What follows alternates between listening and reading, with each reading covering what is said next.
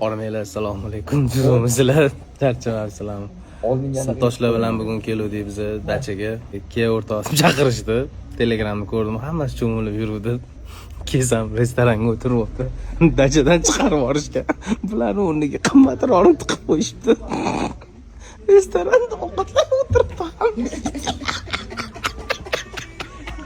Hammasi restoranda bularga yaxshi variant deb tomakamni turxonamga kellarni 100 mingdan o'choq beraman. Sam yo dacha chiqyapti.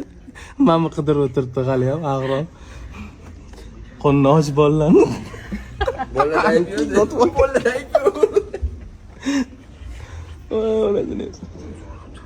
Dacha bormi o'rtoq?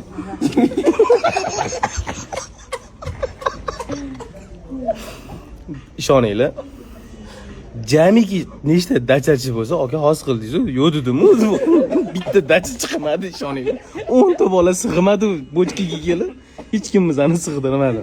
Hamma o'zi chochig'ini olgan.